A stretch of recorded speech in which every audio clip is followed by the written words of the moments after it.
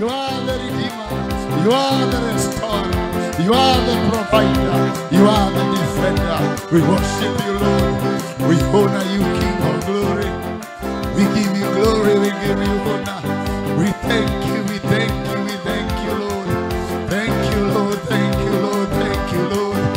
Thank you, Lord. Thank you, Lord. Thank you, Lord.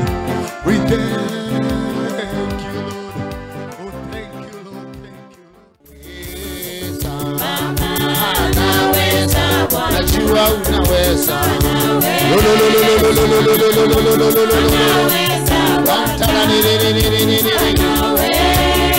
Na unaweza. Najua unaweza.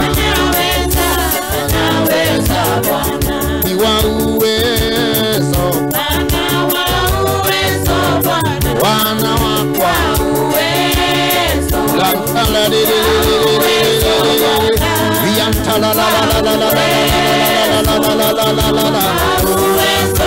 Semeni anaweza.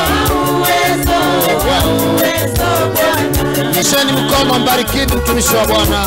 May the Lord bless you. Bwana Yesu akupake mafuta, aikumbuke huduma yako, akumbuke njia zako. Oh, akubarikie yule mke wako na watoto wako, abariki huduma na wale washirika wako, na wale wazee wanasimama na wewe, na wale vijana. Oh yes, na kutoka leo dunia ikakuone, ulimwengu kwa kujue. Popote ukipitia, umepakwa mafuta, umeinuliwa mama, umeinuliwa, umeinuliwa. You are now blessed. You are now blessed. You live longer.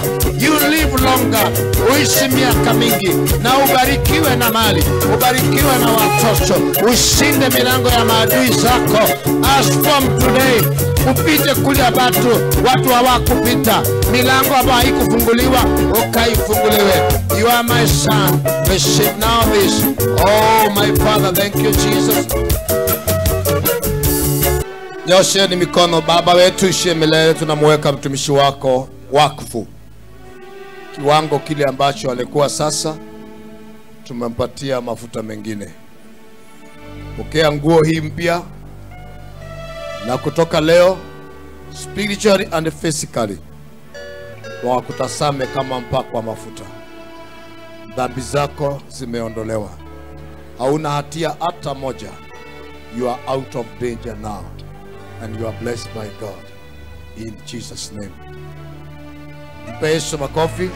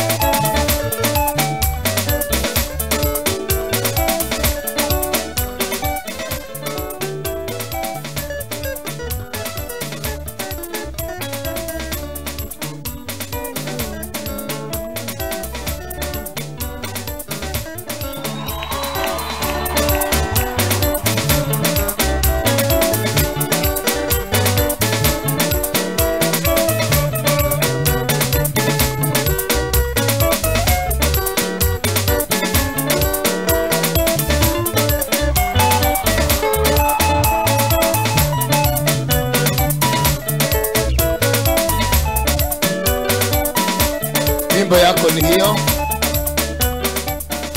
Ile nguo ilikuwa ya Elijah, ndio hiyo tumekupatia sasa.